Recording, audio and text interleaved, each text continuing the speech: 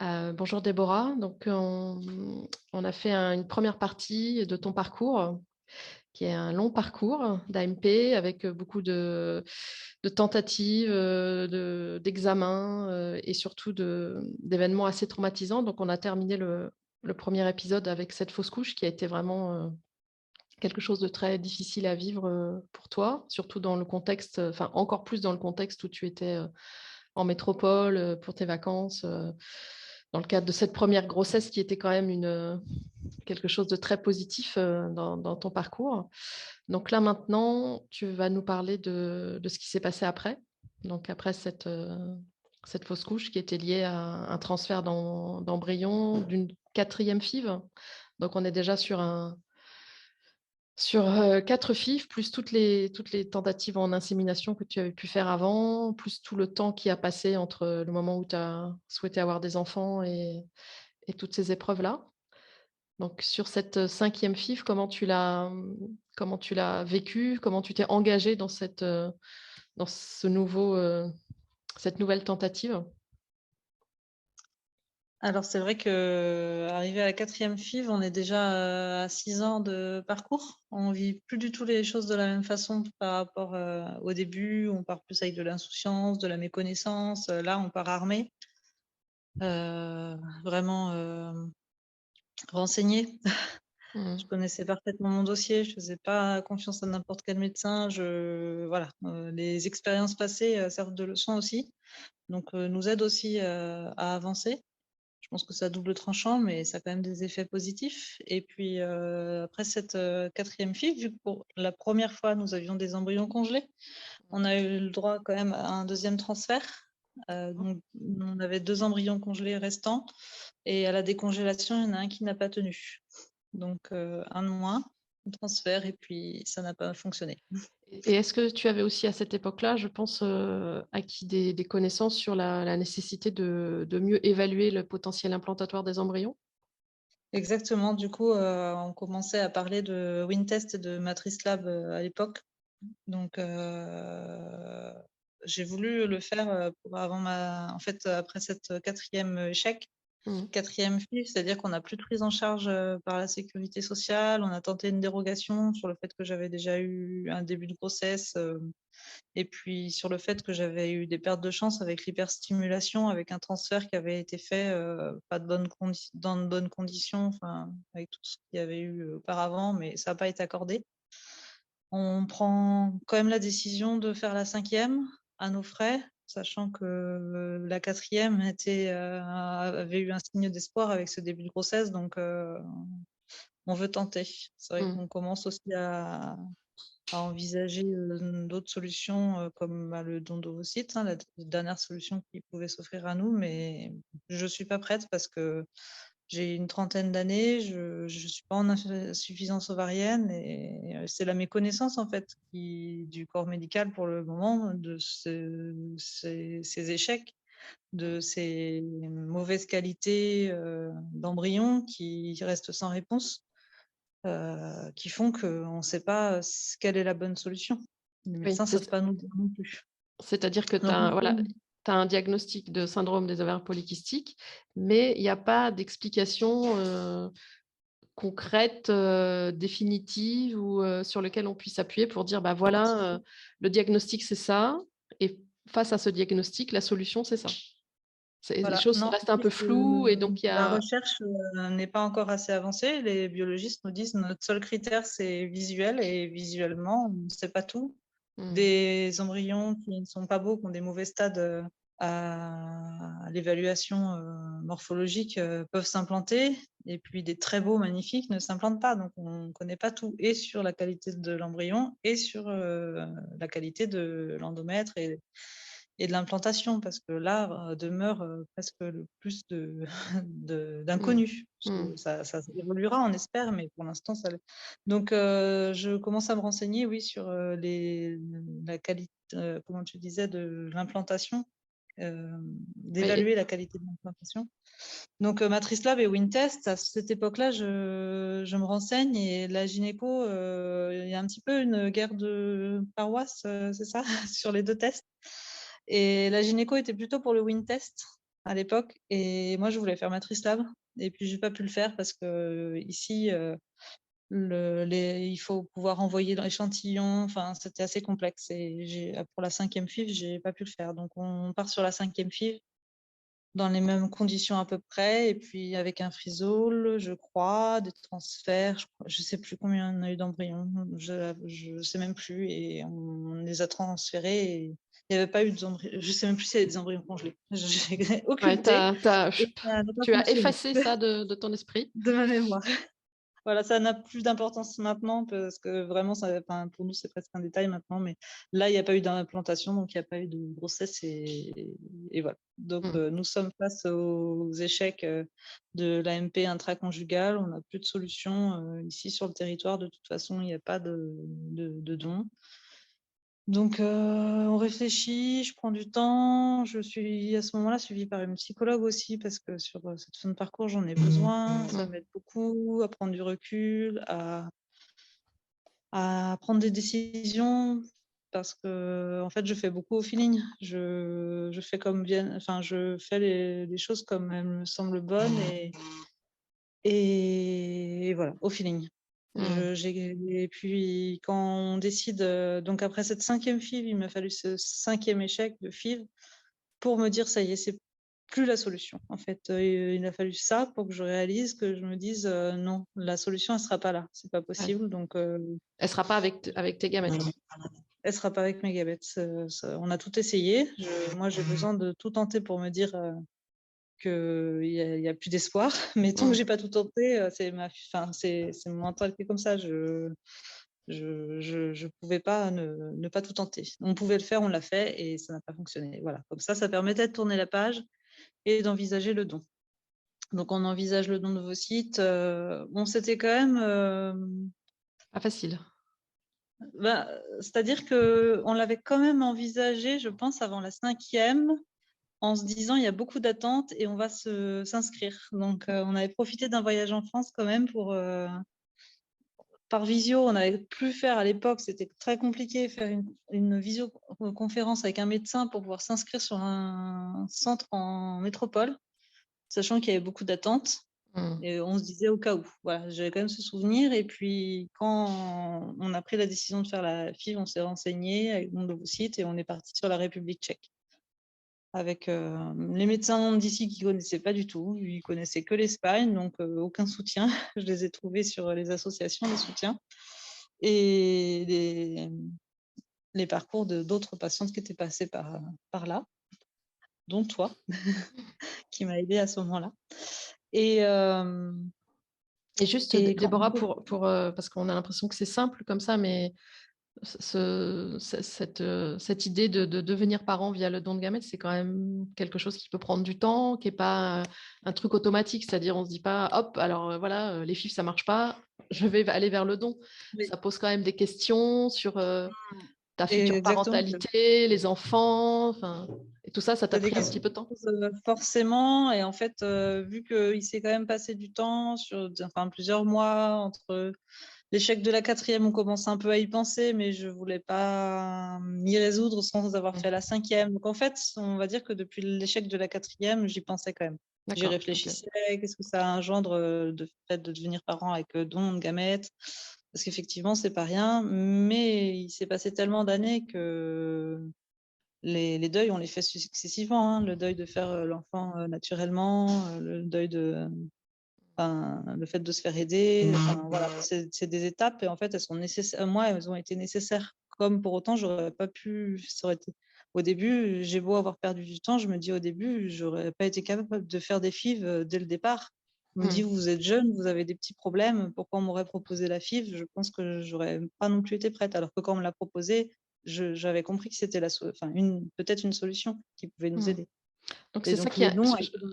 Ouais, je trouve que c'est ça qui est aussi très ambivalent, c'est-à-dire que quand on est en parcours d'AMP, on lutte contre le temps, contre les rendez-vous qui prennent du temps, contre l'attente, et en même temps, on a besoin de temps aussi pour élaborer les différents recours et les différents processus dans lesquels qu'on va pouvoir accepter et dans lesquels on va pouvoir rentrer ou pas. Parce qu'il y a aussi des gens qui disent, bah non, pour moi c'est trop lourd, j'y vais pas, quoi. c'est pas possible. Mmh. Et c'est vrai qu'au début, j'en ai pas parlé, mais j'étais beaucoup dans je le veux tout de suite, cet enfant. Un mois d'attente, c'était énorme. J'avais beaucoup de mal à prendre du recul avec ça. C'était dès que je pouvais enchaîner un cycle, j'enchaînais. Enfin, c'était vraiment difficile d'attendre, de voir les autres parents, les autres amis devenir parents. À la fin, j'étais pas comme ça. À la fin, je te dis, c'était au feeling, bah, ça doit prendre du temps, ça prendra du temps. Mmh. Il me D'accord. faut ce temps-là pour réfléchir et pour envisager les choses. Et bah, c'est ok, c'est comme ça. C'est comme ça. Ça m'a permis vraiment, ça m'a vraiment aidé à la fin. J'étais plus du tout dans cette course à avoir un enfant. Déjà, si j'en ai un, c'est déjà bien, Mmh. mais pas, On était à un oui. mois, j'étais pas 1 ou 2 mois près, quoi. Mmh. Donc OK. le temps, je l'ai pris et en fait, c'est vrai que je te dis que c'est venu comme une évidence parce que j'ai eu ce déclic de cet échec, mais j'y avais réfléchi et c'est vrai en amont. D'accord, OK. Mmh. Donc là, vous êtes inscrit sur des listes d'attente en métropole Oui. et vous avez fait On d'autres démarches en parallèle ou pas? En parallèle, en fait, on s'est inscrit dans une clinique en République tchèque pour faire une FIV avec don d'ovocytes. Et lors du voyage pour aller en République tchèque, on a fait tous les examens pour faire le don en France. Mmh. En se disant, si jamais ça ne marche pas en République tchèque, on sera quand même inscrit en France. Ça nous a pris du temps et de l'énergie pour finalement trop d'attentes, mais voilà, ça faisait partie du chemin qu'il fallait qu'on fasse. Tant pis, ça prend du temps, tant pis, ça nous prend de l'énergie, mais on est loin, donc il y a aussi cette difficulté qu'il faut prendre en compte. On ne peut pas faire des allers-retours comme ça très facilement. Mmh. Et voilà. Le test pour évaluer la réceptivité de l'endomètre, pour moi, c'était presque indispensable. Il est disponible, enfin, ça existe en France. Les études ne sont pas encore terminées, mais pour moi, vu tous ces échecs inexpliqués, Mmh. pour moi, passer au don, il fallait aussi qu'on puisse avoir des éléments de réponse sur ces échecs. Si on passe au don, mais en fait, le problème, il vient pas de mes gamètes, mais il vient de l'endomètre, Mmh. il y Mmh a des mh. réponses. J'ai insisté, j'ai bataillé. À ce moment-là, la gynéco qui nous suivait depuis plusieurs années m'a lâchée parce que, enfin, elle aurait pu me suivre, mais c'était trop compliqué. Je pense que c'était trop compliqué pour elle en tant que médecin d'avoir un échec avec une patiente. Elle espérait aussi, hein, mais pour elle, médicalement, je pense que ça l'a dépassée et nos relations se sont beaucoup tendues à ce moment-là voilà, depuis la fin de la 5e FIV, je me suis sentie lâchée. J'ai plus pu continuer avec elle. Elle n'a pas voulu me faire matrice lab. Elle disait qu'elle allait le faire, mais ne me prescrivait pas le traitement. Donc j'ai encore bataillé, encore une bataille pour faire Matrice Lab. J'ai pu discuter échanger avec l'équipe à Paris de Matrice Lab qui ont été super, qui m'ont aidé et on a pu faire avec une autre gynéco sur 2 cycles parce que le premier, j'ai pas assez répondu au traitement, mon endomètre est pas assez épais. J'ai pu faire Matrice Lab, l'envoyer en métropole, ça a pris des plombes, ça a fini par arriver à Noël, ils ont pu l'analyser malgré toutes les péripéties et au final, il y avait quand même quelque chose. Ouais. Donc Donc tu d'un es côté, découverte, plus de 7 ans après le début du parcours? oui, ce que je trouve complètement regrettable parce que si on faisait ce test avant, ça pourrait éviter tant d'échecs, tant de souffrances, Mmh mh. peut-être pas fiable à 100%, mais là, on me trouve une hyper activité, Mmh. c'est ça? Hyperactivité endométriale qui fait que peut-être je rejetterai les embryons. Donc, on me propose un traitement, je suis ce traitement avant de partir en République tchèque pour faire le don d'ovocytes. D'accord. Voilà. Et alors dans le parcours, don d'ovocytes, vous avez fait combien de tentatives? On est parti pour une première tentative et on a eu plusieurs embryons c'était que des transferts de J5, blastocystes. Il en restait 2 à la fin. Au bout des J5, il nous en est resté 2 parce qu'on en avait plus au départ, mais que 2 transférables et pas congélables. Donc ils ont transféré les 2 Et puis, une seule tentative a suffi parce que j'étais enceinte à la Mmh. première tentative d'un bébé. Il y en a un des deux qui a tenu. Et Donc donc au bout là, de joie. combien de temps de parcours? 7 ans, Là, 8 c'était ans? en 2018. 2018, donc ça faisait quasiment 8 ans Mmh. OK, entre le début de l'arrêt de la pilule et puis la grossesse. Voilà. d'accord. Donc, on accueille cette nouvelle avec joie, Ouais. évidemment. On était encore à Paris quand on l'a su, juste avant de reprendre l'avion pour repartir, mais on était tous les deux. On a pu apprendre la nouvelle tous les deux. On était d'ailleurs dans une salle d'attente pour aller voir notre gynéco pour encore un autre avis, docteur Ledé, qui justement fait Matrice Lab. Mmh. Donc, elle a pu accueillir la nouvelle avec nous. On la connaissait pas, mais du coup, elle était ravie et puis elle nous a prescrit, enfin, de donner des conseils quoi, pour le début de cette grossesse par rapport au traitement qui était mis en place avec Matrice Lab. Et voilà, on reste sur la réserve au début parce que l'expérience de la fausse couche reste traumatisante et finalement, la grossesse s'est plutôt bien déroulée. J'ai eu des saignements au début qui nous ont fait très peur. Mmh. 5 semaines d'aménorrhée, je pensais faire une fausse couche. On a consulté, puis en fait, on voyait une activité cardiaque, donc déjà très rassurée. Et puis, en fait, ça s'est pas renouvelé. Par contre, j'ai été arrêtée toute ma grossesse. J'ai pas repris le travail.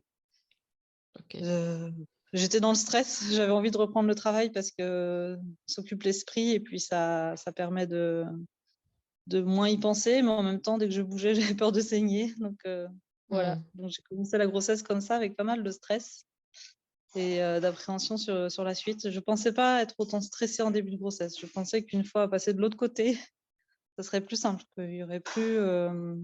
Mais en fait, si. Ce Ouais. parcours reste traumatisant et ça reste compliqué, une grossesse après ça. Après ouais, une grossesse après un Ouais, parcours d'AMP, oui. oui. OK, et donc en même temps que enfin, vous avez une histoire qui est, de parentalité qui est vraiment, super parce que vous aviez aussi, démarré un parcours, pour, accueillir un enfant dans le cadre d'une adoption? Oui. Alors après la deuxième FIV, je crois, assez tôt, en fait, moi, je m'étais toujours dit, quand j'ai su que mes cousines, elles avaient du mal à avoir des enfants, je m'étais dit: «Non, mais moi, si je suis confrontée à ça, je commence rapidement les démarches pour adopter parce que vu le temps d'attente pour adopter un enfant, je ne peux pas attendre de faire tout un parcours, puis après adopter. Sauf qu'on est deux et que mon Mmh. conjoint, lui, il était beaucoup moins enclin à adopter si vite. Mmh. Un bébé, ça demande de la réflexion, c'est vraiment un parcours encore compliqué et puis différent. Donc, la deuxième FIV, ça faisait déjà plusieurs années qu'on était dans le parcours. J'avais avancé en âge parce qu'en plus, de toute façon, il y a un critère d'âge. Je crois que c'est 28 ans pour commencer les démarches, que j'avais pas au début.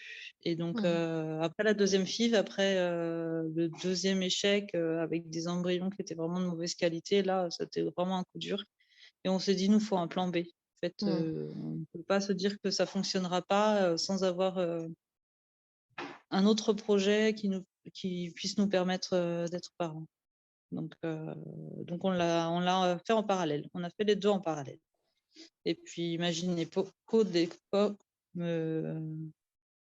m'a sorti lors d'un rendez-vous, mais je l'ai informé. Je lui ai dit, bah, tu sais, nous, on croit plus trop en l'AMP, on déchante et on veut se donner toutes les chances. Donc, on fait le parcours d'adoption en parallèle. Et il m'a dit, bah, tu fais comme tu veux, Déborah, mais tu risques d'en avoir deux en même temps. Mmh. Mais jamais je l'ai cru. J'ai jamais de la vie, j'en aurais deux en même temps. Ce sera soit l'un, soit l'autre, tant mieux. Mais et Mmh. voilà. Et en fait, elle avait raison parce qu'on a fait ce parcours. Moi qui me faisais toute une montagne de l'adoption, des démarches qui étaient très compliquées, administratives, et autant le parcours de PMA, ça me faisait pas peur parce que moi, les piqûres, les soins, c'est mon quotidien, c'est mon métier. Là, l'adoption, ça me faisait peur et au final, c'était très simple. Enfin, on a fait l'agrément. Ça dure 9 mois, on fait des rendez-vous avec psychologue, assistant social, on pose des questions sur notre vie, notre désir d'enfant, notre enfance. Au Mmh. final, les rendez-vous se passent, on nous délivre l'agrément, puis on nous dit bah, vous aurez 4-5 ans d'attente pour éventuellement qu'on vous propose un enfant. Généralement, c'est les délais. Ça, Donc, c'est les démarches que vous avez faites, à Nouméa? à Nouméa, oui, Mmh. ce sont OK. les mêmes qu'en métropole. Et du coup, on est inscrit sur la liste d'attente, la liste, des enfants adoptables en Nouvelle-Calédonie. Il y a que des enfants qui sont nés sous le secret des nourrissons. Mmh. Mais c'est pas, il y a pas de transparence. On ne dit pas du tout combien de temps vraiment on va vraiment attendre. Tous les ans, on renouvelle, mais on ne sait pas si on avance ou pas sur la liste. On on espère qu'on est bien noté sur cette liste et qu'on nous a pas oubliés, Ah. mais voilà. Et puis, bah, du coup, vu qu'on continue les démarches, d'AMP en parallèle, on est dans l'attente sans l'être parce qu'on est quand même, aussi occupé par tout le reste. Et en fait, on revient donc de République tchèque. Je suis enceinte, on est au mois de, mai. La FIV a eu lieu en mars, donc je suis à 2 mois de grossesse et puis un jour, on nous appelle. Je suis à la maison en arrêt parce que début de grossesse, compliqué. Mathieu est au travail, on nous appelle l'un après l'autre et puis, on nous dit: «Voilà, madame, vous êtes, donc candidat à l'adoption, le conseil de famille s'est réuni ce matin et puis vous a choisi pour être les parents, d'un enfant, né sous le secret, il y a 2 mois. Êtes-vous toujours, dans la volonté, d'adopter un enfant?» Alors voilà, le coup de fil, tant attendu arrive comme ça, Ouais, un matin. je trouve ça terriblement émouvant, moi. Je connais l'histoire, mais ça me fait encore, plein d'émotions, je trouve. Toujours, c'est vrai que je me rappellerai toujours de Mmh. de ce moment-là, donc je dis oui. Je dis: «Oui, oui, bien sûr», nous sommes toujours, en attente, et puis voilà, elle raccroche et dit: «Bah, je vais prévenir votre mari». Donc elle l'appelle et moi j'essaie vite de l'appeler avant qu'elle l'appelle pour lui dire: «Tu dis oui, tu dis oui». Mmh. Qu'on soit d'accord, et puis en fait, elle l'appelle, j'ai même pas eu le temps de l'appeler. Elle l'appelle et puis lui, il dit pareil, il dit: «Oui, oui, on est toujours d'accord» et là, on s'appelle et on dit: «Bah, on fait quoi?» Parce que, bah, je suis enceinte. Mmh. Donc est-ce qu'ils vont accepter? Enfin, au début, on se dit: «Bah, c'est quand même, responsabilité, en même temps, en plus je suis enceinte, faut accueillir un enfant alors que je suis en début de grossesse et que c'est compliqué», voilà, la raison parle et puis rapidement, le cœur parle. Le cœur se dit: «Bah, non, en fait, on peut pas refuser. Ça fait tellement de temps qu'on l'attend, que cette Mmh. grossesse, on sait même pas si elle va arriver à terme, que si là on refuse, ils nous reproposeront certainement pas tout de suite. Mmh mh. On peut se retrouver sans enfant du coup». Mmh. Donc voilà, en fait, le choix est vite fait. On dit: «Bah oui, voilà, on va l'accueillir cet enfant» et il passe Et vous 24 n'aviez heures avant de les rencontrer.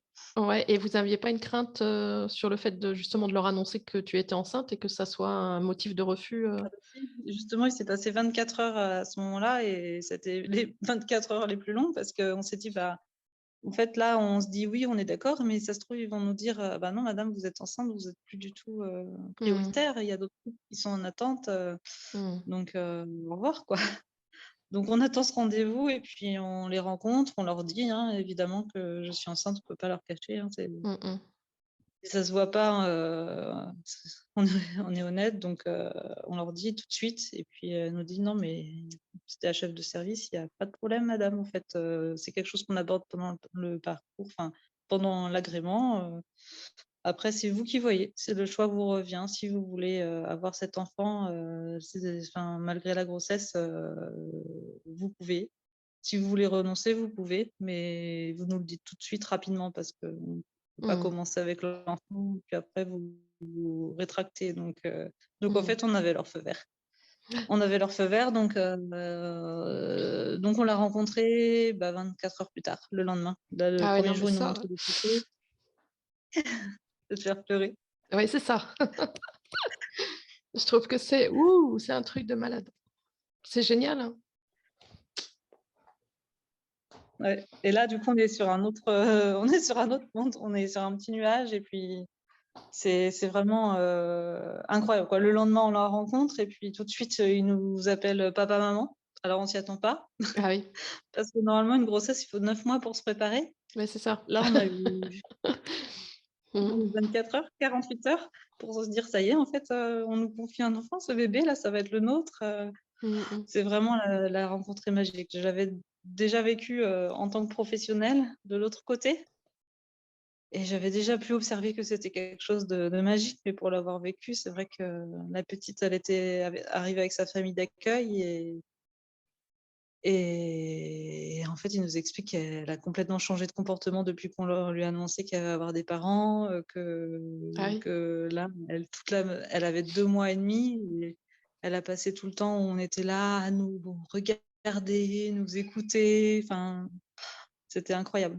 Donc Mmh. voilà, notre petite fille, c'est vrai qu'au début, on se sent pas parent parce que compliqué de devenir parent si vite, mais le temps d'adaptation, s'est fait en 5 jours, elle était chez nous, en fait. Ah En oui. 5 jours parce Oh! que, ouais, ils font ça en fait, ils ont conscience que pour l'enfant, c'est compliqué, de pas avoir de parents, même s'ils sont en famille d'accueil et qu'ils sont bien pris en charge, Mmh. ça reste un lien d'attachement qui est pas pérenne et il faut à l'enfant un lien d'attachement, voilà, c'est le parent, quoi. Donc ils font au plus vite. Déjà, on a perdu 2-3 semaines parce que c'était au mois de mai avec les ponts, ça aurait dû avoir lieu plus tôt.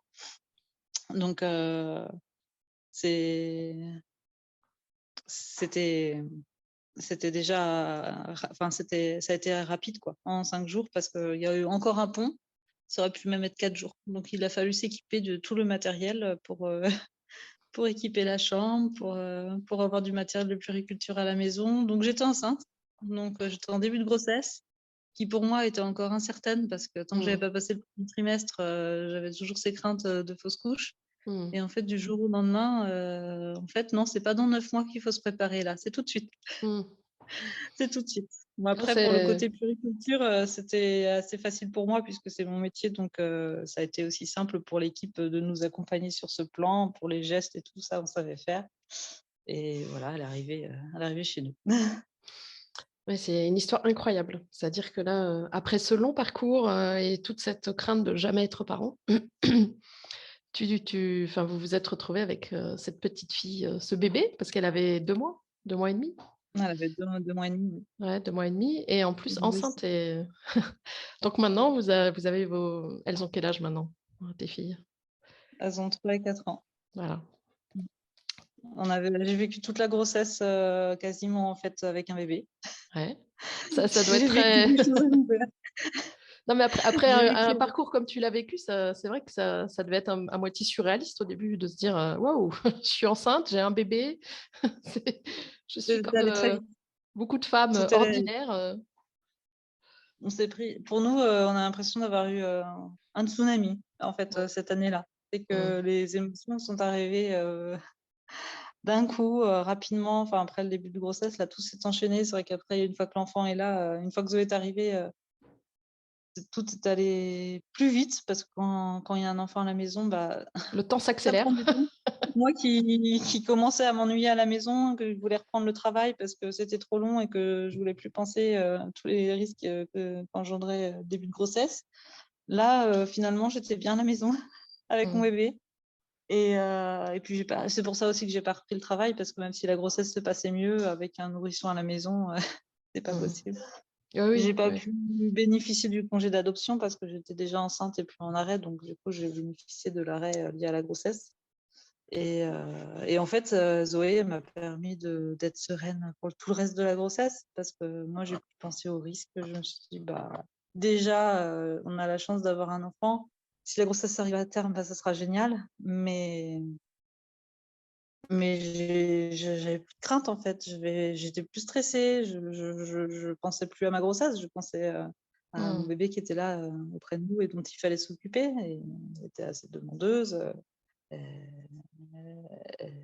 et voilà, elle occupait nos esprits. Donc la Mmh. grossesse, il y a des jours, j'y pensais plus.